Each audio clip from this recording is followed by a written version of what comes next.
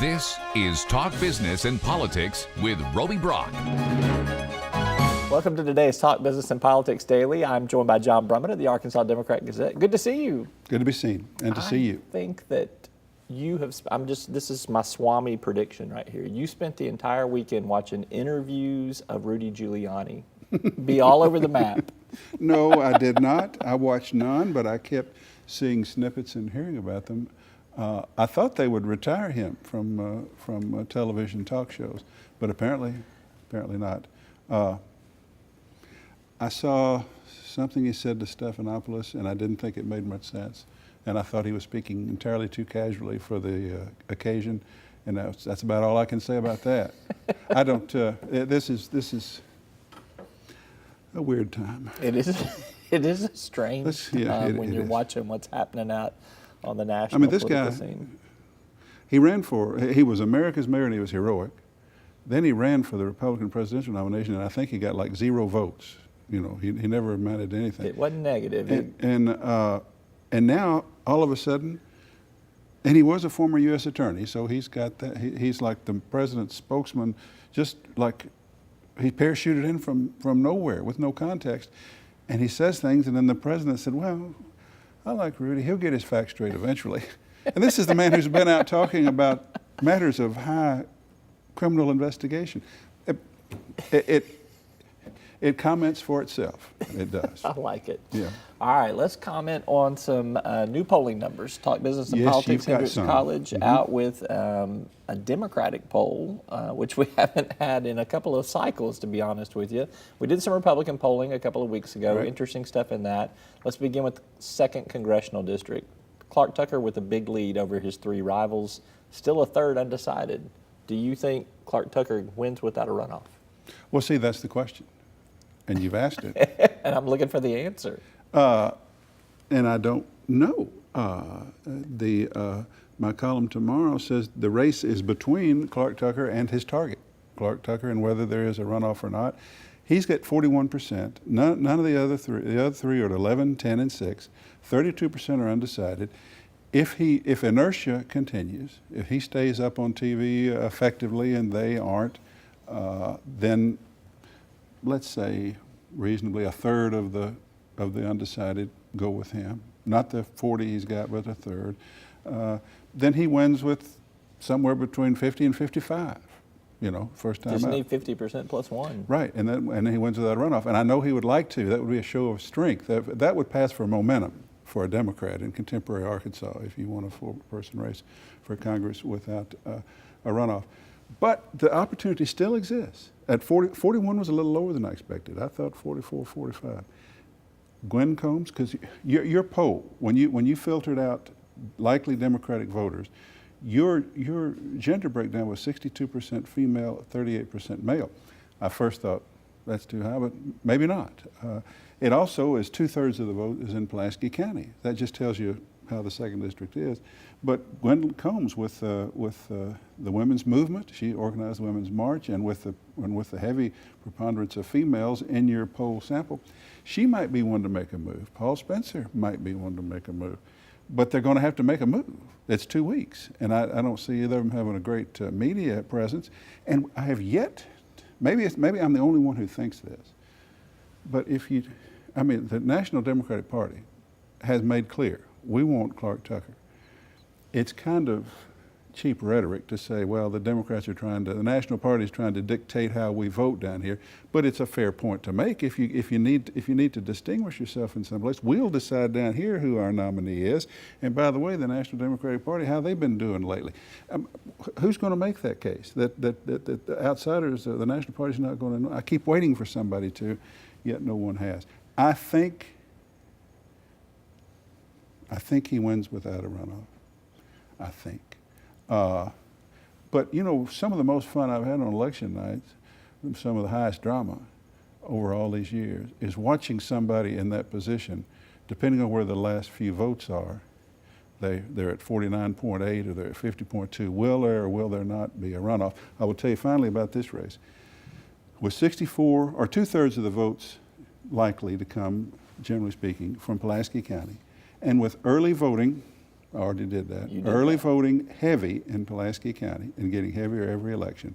And with the early votes being dumped out and we get to see those within 15 minutes of the polls closing, I think we know this race by 10 minutes of 8. Yeah, you get it right after the polls closed. I think we do. Talking about the closeness of that 50% mark too, it kind of harkens back to the Mark Stodela, Vic Snyder, John Edwards race back in the day, where I think Stodela got right at 49%, but there was still that runoff, and then Vic Snyder catapulted in there. We could be in for a night like that where we're watching to see what happens. That's yes. And there is an old rule of thought that runoffs, or that all races, and it's not rule of thought, it's a truism, all races are about the matchup and the dynamics of those matchups. Right now it's Tucker versus the target he needs to get to, Tucker versus a runoff. If one of the other candidates gets into a runoff with him, sort of consolidates the liberal other, and voters pay a bit of particular attention to that one, then the whole dynamic could change. I think, you know, with Tucker as close to 40 as he is and as popular probably in Pulaski County, I would favor him all the way, even if forced into a runoff. But that runoff period will be a different dynamic. The opportunity is still there for one of the others, with some gumption and maybe a few dollars to make this, to put this runoff into question. And I will say too that you've got 3 good potential rivals against him too. Back to your point about show of strength here, if he were to win without a runoff, that would be a statement, because you've got 3 candidates that may not be all 3 well-funded, but all 3 have some different facets of the Democratic Party that they appeal to, and that would be another plus sign for him. I have a little different view. I think there are 3 very fine people. None of the 3 has yet shown me a strong candidacy. I'm waiting for some. I hear what you're saying. Yeah, I understand the distinction. Which doesn't mean Paul Spencer isn't a great guy with a lot to offer. Wynn Combs and Jonathan Dunkley the same. That's all true, but something's got to happen here. Inertia is headed toward 50 plus for Tucker. Well, let's talk about where inertia is in the Democratic primary for governor. We have Leticia Sanders at 17%, Jared Henderson at 24%, and 59% undecided in that race.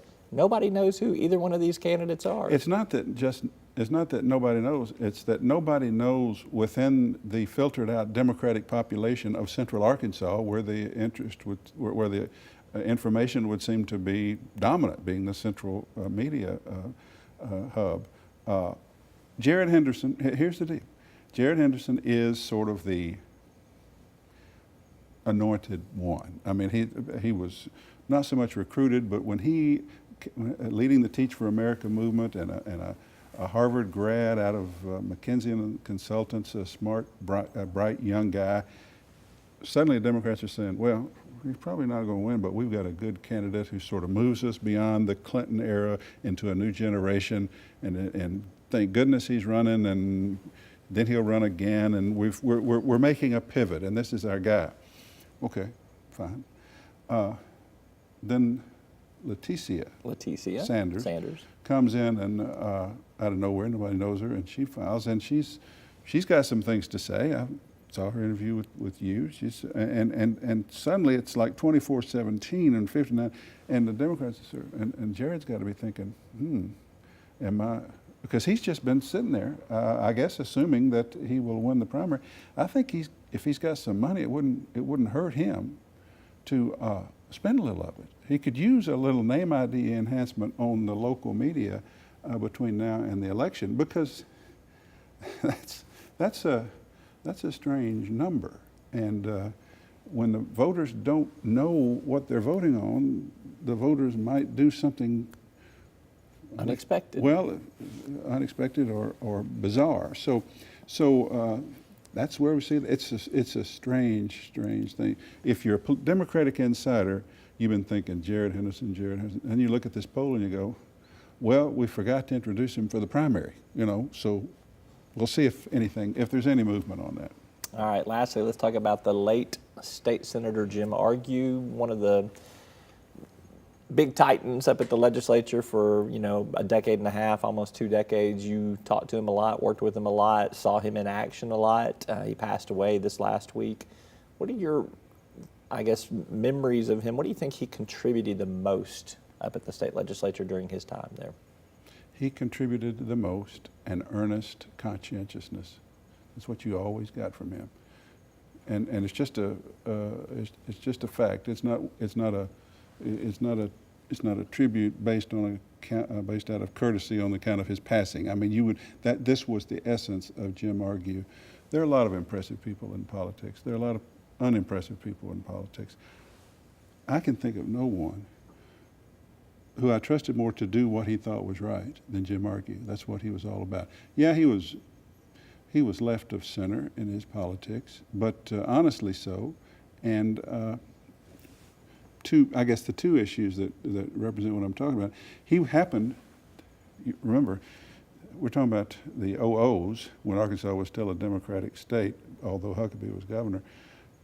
During the implementation of education reform legislation pursuant to the epic Lakeview ruling, Mike Huckabee stepped up to the plate and proposed tax increases and proposed school consolidation. You couldn't have expected more out of Mike Huckabee. And Jim Argue was right there with him and with the education director at the time, Tom Courtway. Argue was chairman of Senate Education, and for a term in there, he was president pro tem. Maybe when they implemented it. Right. So he just happened to be in a great position of influence, and I remember how hard those people worked in those days to try to get that stuff through. Everyone was weary, but he appeared wearier than most, but it was important, and he got it done with no hint of partisanship. The other, and I can't remember all the particulars here, so I hesitate to bring it up, but there was an occasion when Governor Huckabee appointed to the Public Service Commission a woman, Sandra Hochstetter, Hochstetter, who had previously or just immediately had some role with a utility that she would then presume to regulate. That's hardly uncommon. It's this utility public service door has always been wide open. But she happened to be a Senate constituent of Jim Argue. Therefore, he had to make the formality on the Senate floor of moving for her confirmation. And I hadn't even thought about it, but he told me one day on the phone, he said, I'm going to get accused of raw partisanship. This is going to probably not do me any good, but I almost wish she wasn't my constituent. It is my responsibility, and I have a problem with that kind of revolving door thing. And I think he did not. He wound up blocking her appointment, and then she wound up working as legal counsel for Governor Huckabee for a year. That's until exactly that window what happened. closed, Thank you. And then she went over to the Public Service Commission. Had a very distinguished career over there, leading through some tough times. The odd thing about that, I eventually came to realize she was. That's not as horrible as it sounds. That level, those roles require some expertise. I wish we didn't get so many of our PSC people out of utilities, and I wish they didn't then go to utilities, but they do. But Argue had an honest conscientiousness about this. He said, it happens to be me. My constitutional role is to move for her confirmation, and he was struggling with the fact that with what's the right thing to do. Do I just let it happen, or does the fact that this whole method bothers me? And I can tell you, it was causing him legitimate pain. Yeah. And it's just an example of how seriously he took his responsibility. There have been some fine people in the legislature I've covered over the years. None as gentlemen, as people, none better than Argue. Yep. All right. We will end it there. He's John Brummett of the Arkansas Democrat-Gazette. Thank you so much for your insights and your thoughts. You bet. All right. Thank you for tuning in. That's all for today's Talk Business and Politics. I'm Roby Brock. We'll see you next time. Each day, the promise of our nation begins again. Arkansas and America, moving forward. I help make that promise a reality. It's not for everyone, but people everywhere depend on us. Oh, I love you too, sweetie. Trucking delivers, or everything stops. And that's what drives me. I did.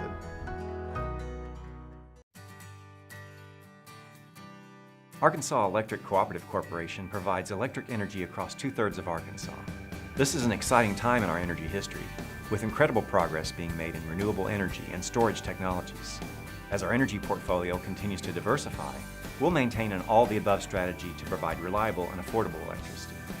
Ever since the first light bulbs were placed in our members' homes, the electric cooperatives have been the solutions provider for our members, and we want to continue that well into the future.